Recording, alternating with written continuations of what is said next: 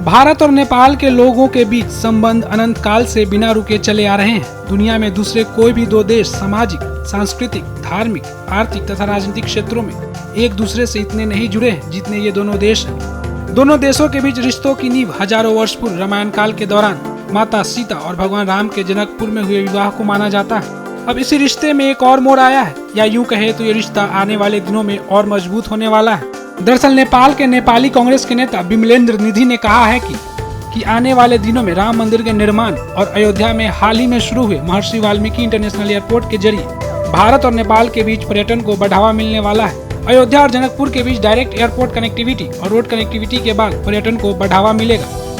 दोनों देशों के बीच एयरपोर्ट कनेक्टिविटी को लेकर भारत के सड़क परिवहन और राजमार्ग मंत्री नितिन गडकरी से हमने आग्रह किया है। पर्यटन विकास के माध्यम से जरिए से ये आर्थिक गतिविधि भी इसका लिए संभव होता है, तो स्वाभाविक है कि पर्यटन का विकास होगा। अयोध्या के लोग यहाँ आएंगे, जनकपुर आएंगे, जनकपुर के लोग अयोध्या जाएंगे।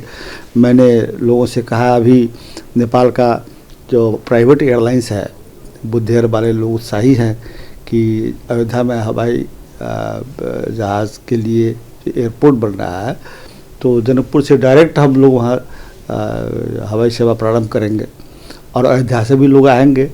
तो इस तरह से जनकपुर के रेलवे अयोध्या तक जाएगी।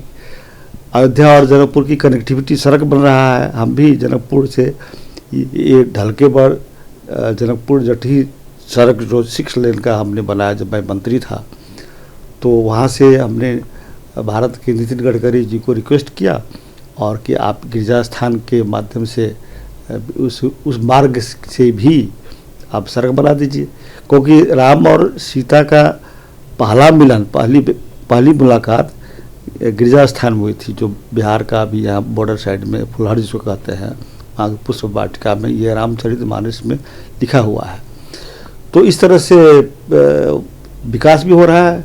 सीमावर्ती बिहार के लोगों को मधुबनी, दरभंगा, फुलहर, इधर जो लोग हैं उनके क्षेत्र में भी विकास होगा, पर्यटन का विकास भी होगा, भौतिक संरचनाएं भी बनेगी और आर्थिक गतिविधि बनेगा। आपको बता दें कि हाल ही में पीएम मोदी ने अयोध्या के महर्षि वाल्मीकि इंटरनेशनल एयरपोर्ट का उद्घाटन किया था और साथ ही अयोध्या धाम जंक्शन रेलवे स्टेशन का सौंदर्यीकरण किया गया था। अगर अयोध्या और जनकपुर के बीच तीनों कनेक्टिविटी, रोड, रेलवे और हवाई सेवा शुरू होती है तो दोनों देशों का सर्वांगीण विकास के साथ साथ दोनों देशों के बीच रिश्ते और भी मजबूत होंगे।